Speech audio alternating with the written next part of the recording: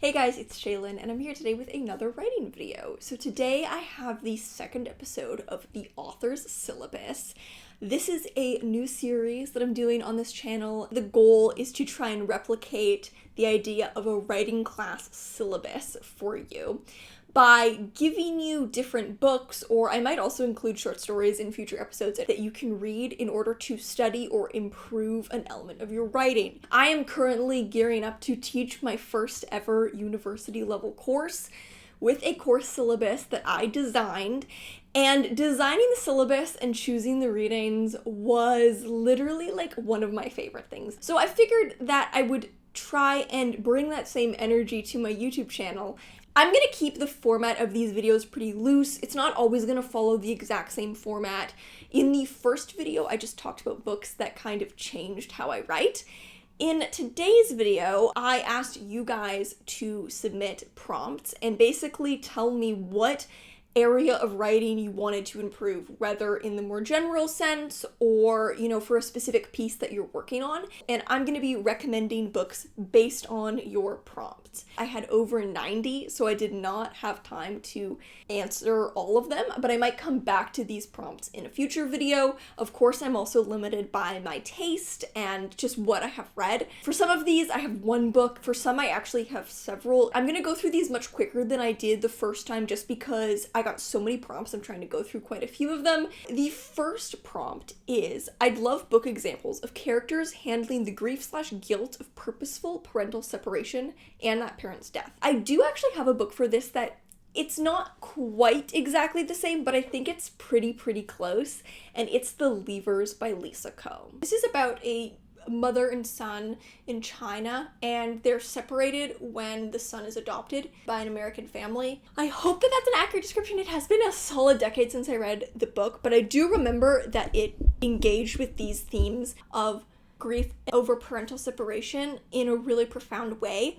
So it's not exactly what you asked for, but I do think that thematically and emotionally it's hitting exactly the right notes. So the next prompt that I got was, I'm looking for a book that depicts queer love and identity with mythical streaks and poetic language while still being a novel. And I have the perfect recommendation for you, Medusa of Roses by Navid Sanaki. This is a book that I read recently. It's probably one of my favorite books I've read this year so far. It is absolutely beautiful. This book follows a gay couple, but it's just narrated from one of their perspectives in Iran, and so it is illegal for them to be together, and one of them ends up going missing. The main character basically ends up going on this kind of like mythically charged journey. It is so gorgeously written. It's so poetic. It's a mixture of like literary fiction, crime noir, and Greek and Persian myth. It's so incredibly queer in so many ways, exciting and electric and sexy, and it's just, it's really fantastic. It really reminds me of Martyr by Kaveh Akbar in its style and themes. If you haven't read Martyr by Kaveh Akbar, you should also check that one out. I think they go together perfectly. Martyr has a lot of press, a lot of hype. Medusa of the Roses has none, so it has now become my mission to, anytime I see anyone say they liked Martyr, to basically be like, and you should read Medusa of the Roses. The next prompt I got was, hi Shaylin, any book recs for gentle, soft litfic? A lot of literary fiction seems to explore the worst in people, so I don't know how to add conflict and tension to my stories without having to make them disturbing and hopelessly depressing. From what you shared so far, books like Holding a Ghost are what I'm looking for, both as a reader and especially as a writer. Your short story Tabula Rasa if it were a full novel. Books like the Studio Ghibli films or the Violet Evergarden anime. I love all your work, thank you. My book recommendation for you is Next Year for Sure by Zoe Lee Peterson. This is a really soft, charming, gentle novel about a couple who's been together for a decade and their exploration into polyamory. I heard the author speak once about her novel, and she literally said exactly what you said, where she was like, when I was writing this book, the trend was, and it kind of still is, to write books about horrible, morally depraved characters. And she was like, I like those books, but I wanted to write a book about good people doing their best. It's a very soft, lovely, gentle novel. It's so compassionate, but it's also so rich. I don't really ever see anyone talk about it. I think it's a very niche title. I only read it because the author guest lectured in one of my university classes years and years ago. To me, when I think of soft, gentle litfic, this book immediately came to mind. The next prompt that I got was books with unconventional POVs. Like Holding a Ghost and Gay Cult Book. I love all of you guys citing my own book in what you want more of. Sending this to every publisher who rejected that book because they said it had no market fit or clear audience. I would recommend for you Fever Dream by Savannah Schweblin. Now, I want to say this book is horror. However, I wouldn't say that it's like extremely gross or disturbing or graphic. This has one of the wackiest POVs that I've ever read. So basically this book starts with a woman waking up in a rural hospital in Argentina. And she's in a hospital bed, she can't move, she doesn't know how she got there, and she can hear the voice of a boy in her head speaking to her. And so the book is told as their conversation. The ghost boy in her head telling her what happened over the past 3 days to lead her up to this point. For the core syllabus that I designed last year on experimental forms in fiction, this is the book that I put on my syllabus specifically to talk about for the week on Point of View, because it's one of the weirdest, coolest POVs I've ever read. I also just adore this novella. The next prompt that I got was, you took the words straight from my brain in your video. I have been on a desperate hunt for a book that solidifies for me what kind of writer I want to be, and that sets the bar. My golden standard, if you will. I write tragic literary romance/drama and also coming-of-age romance/drama. I don't do a whole lot of fluff or happy endings, lol. I like to explore mental health, identity, different forms and manifestation of love, grief, etc. I would love to dive into stories that explore these in rich ways with complex, fully fleshed out characters, as I sometimes feel like my stories and characters' depths are surface level. I know there can be more. I just need good examples to follow. I also prefer flowery poetic language and writing styles. And the sadder the better. I want to cry. Lol. I loved this prompt. So much so that I actually have 4 books for you. I knew exactly what you were trying to convey. When I read this prompt, I was like, oh, I know exactly what you're talking about. But for some reason, I can't think of a book that fits it perfectly. I feel like I've read one. I scoured my bookshelf. I couldn't find that single title. So instead I have 4 for you. So the first title I put on here is Magma by Thora Hjörleifsdóttir. This is a little translated Icelandic novel. It's very, very short, and it's basically just about a young woman in an abusive relationship. It's really quite fantastic. I think it deals with a lot of very, very heavy themes, obviously abuse, and a character who is just really put through a lot of physical and emotional trauma. It's really beautiful. It's really character driven. It's somehow both very quiet and very harrowing at the same time. The next one that I put on here was You Exist Too Much by Zaina Arafat. The central core of this book is the relationship between a Palestinian-American woman and her mother. There are also like layers and layers. There's a layer of her being treated for a love addiction, and then we also explore all these different romantic relationships that this character has had. The character is really fantastic and rich and organic and real, beautifully, beautifully written, and I think it touches on a lot of the themes that you're interested in here. Identity, different forms and manifestations of love. I wouldn't say it's tragic, but I wouldn't say that it's upbeat either. It's a pretty serious novel. And so then next up, I kind of have 2 books that I find very, very similar, and so I just decided to include them both. But the first one is We Do What We Do in the Dark by Michelle Hart. For the person who said they wanted soft litfic, I would also definitely recommend this book. This book follows the relationship between a college freshman whose mother recently died and her relationship with one of her college professors.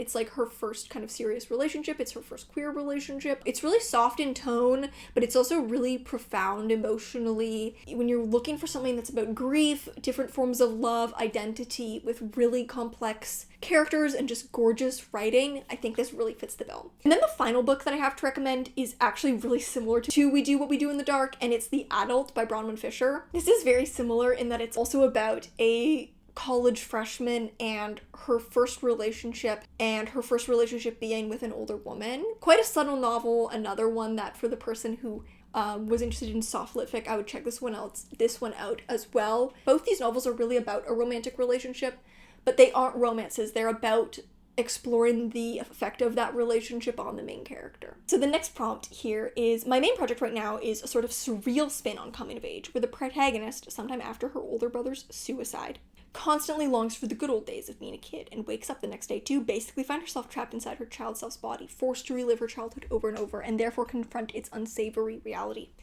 In the process, she's also uncovering why her brother would kill himself since he seemed so happy, and is trying to prevent it from happening a second time. I'm struggling with the concept as of now, mostly because I don't know how to find books about growing up, which are actually good. I hate Perks of Being a Wallflower with a Visceral Passion, for example. Most are also YA, and I'm not interested in writing a YA novel. Very much looking for a rec that examines what childhood is like in a way that just feels true, rich, and heartfelt instead of cliche or overly processed. Bonus points if it also feels a little surreal / dreamlike and doesn't play by reality 100% of the time. This is one that I also ended up with 4 recs for you because I know exactly what you're going for, but I struggled to find something that exactly fit the bill. So the first book I want to recommend is The Most Precious Substance on Earth by Shashi Bhatt. This book is about a teenager. I think she's only 13 or 14 when this happens. And she's sexually assaulted by a teacher at her school. And then we just follow her throughout her life. Not all of the book is set when she's young, only a portion of it. It's just like one of the most realistic depictions of a teenage character that I've ever seen. It's a coming of age narrative that is frankly steeped in trauma, and the character writing is like really, really incredible in this one. The next one is one that I picked to try to touch on your more surreal aspect, and it's Chlorine by Jade Song. So this book follows a high school competitive swimmer who feels longings to become a mermaid. This is like a coming of age literary mythic body horror. So there's a lot going on here.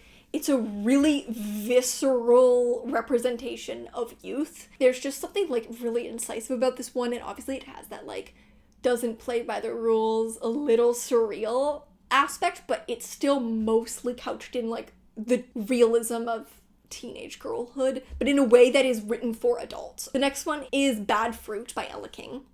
This is about a teenager whose mom is really controlling and emotionally abusive, and it's kind of about her slowly trying to, realizing she has to, and slowly trying to break free from these dynamics within her family. I was really struck by this novel when I read it. I think it's incredibly well written. I think the family dynamics are fascinating. It's also just a great example of a character who is young, a coming of age story written for adults. Great novel. I feel like I don't talk about this one enough, but really fantastic. So my final suggestion for this prompt is Betty by Tiffany McDaniel. This is a really incredible kind of epic style coming of age book, and it's actually based on the author's mother's upbringing. She's a really incredible character. Like, Betty is one of the most memorable, distinct, rich, nuanced characters, also situated within this incredibly complex family dynamic. There's something a little magical about this book, even though it's not, just in the way that it's told, even though it isn't actually like a magical or fabulous book,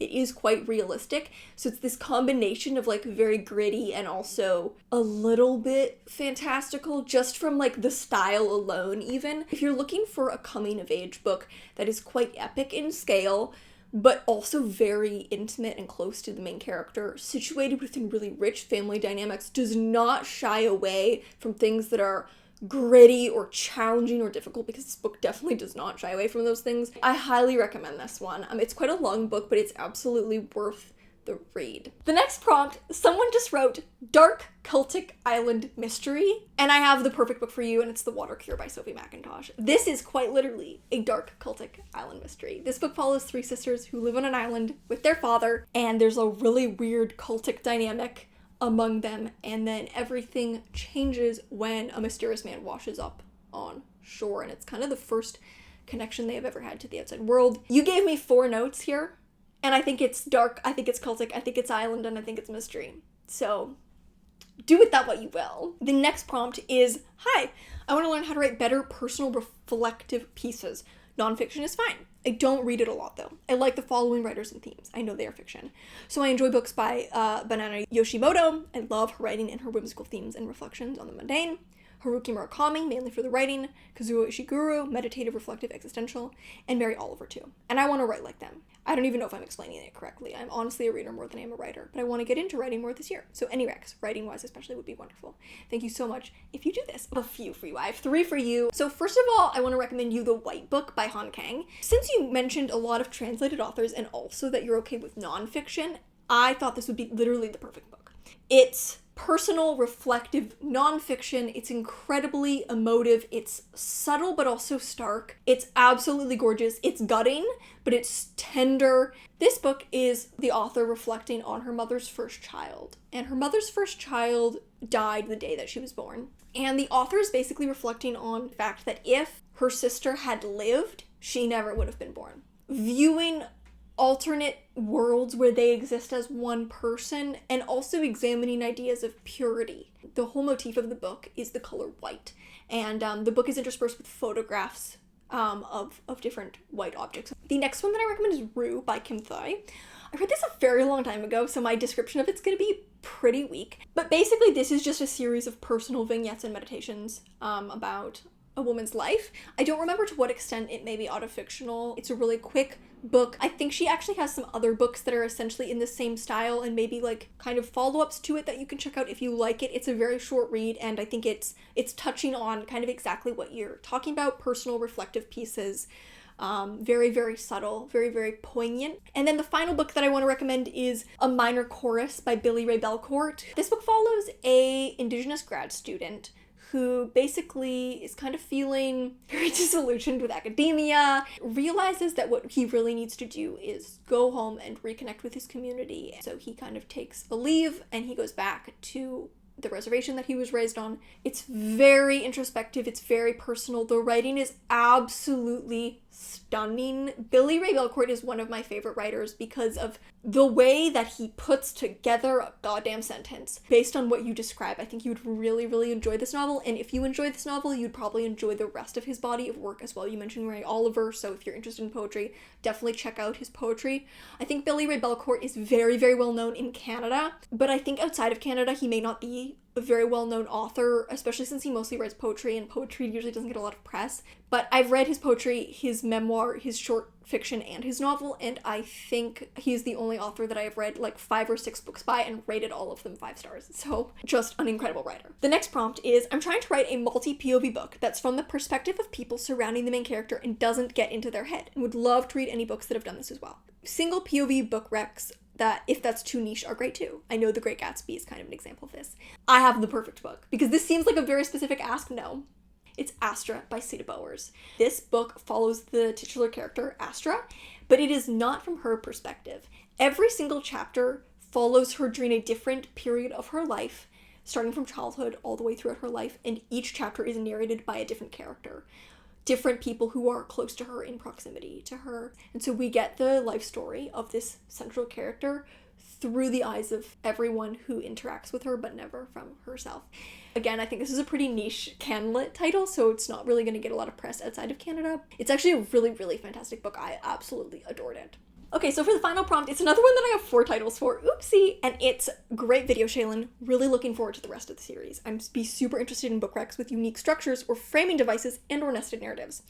So the reason I wanted to really include this one and include several books is because a lot of people asked this. The most recurring prompt was 4 examples of books with unique structures. The first one is How It Works Out by Miriam Lacroix. This was one of my favorite novels from last year. Basically, this follows a couple, and each chapter of the book is a different reality of how it could work out. So it's basically following all these possible permutations of how their relationship could play out. A lot of them are really surreal and absurd, but they're not necessarily completely standalone. They start to intermingle in really unique ways. So it's just one of the most unique structures and framings of a narrative that I've seen, because you get this arc for this couple, but technically it's in all these different permutations of reality. So then I have 2 books that are actually both metafiction, because you mentioned being interested in unique framing devices. The first one is The Extinction of Irina Ray by Jennifer Croft. This book is about a fictional author named Irina Ray. And she's a Polish author, and so she writes in Polish, but she has a group of translators who all translate her work into different languages. Gets all of her translators to come stay with her in her beautiful home in the woods, and while she's writing her manuscripts, they translate them. The book is an in-world text written by one of the translators in the story, writing about the events. However, we're not actually reading the original text, we're reading a translation of the text as translated by one of the other translators. And so we get the footnotes from this other translator basically beefing with the author, being like, I did not say that, like, because the translator is a character in the narrative and is translating this work that she is in. It's really weird and intricate. I really enjoyed this one. It's one of the most unique framing devices that I can think of for a work of metafiction because there's several layers of metafiction. It's really fascinating. So then I have another work of metafiction for you, and it's Penance by Eliza Clark. I read this relatively recently and adored it. This is a take on a true crime novel, except all the events are fictional. It follows this really gruesome murder in a town in England where this group of teenage girls had killed one of their classmates. And the book is basically a nonfiction true crime written by this fictional author who has done all these interviews. And so it's really layered with unreliability in really fascinating ways. I adore this one. I was gripped all the way throughout, and I think that the framing device of like a metafictional narrative he has done really well here. The final book that I put on this list is Greenwood by Michael Christie. So Greenwood is an example of a unique structure and a nested narrative. So basically this book begins in the future, near future. There are very, very few places left on Earth where trees are alive. And so we begin with a tour guide on an island. This island is one of the few places in the world where trees still exist, and it's become a luxury resort for the wealthy to come and experience trees. And then we start moving backwards in time. The book is structured like tree rings. So we start to move backwards in time, and we get the generation before, and then we get the generation before, until we get to the heart of the tree. Because it's structured like tree rings, so we're moving through the center, the heart of the tree, and then we start moving forward in time. Even though it's structured in a really unique way, it's super approachable because of how it's organized on the page. And it's also just like a fantastic, rich family saga. Those are all the book recs I have for you today. If there's something else that you want a book for, a specific writing problem, woe, or interest, leave them in the comments and maybe me or someone else will have that perfect recommendation for you. Obviously, I'm limited by what I have read and my tastes and stuff. That's all for today's video. Thank you guys so much for watching, and I'll see you in another video.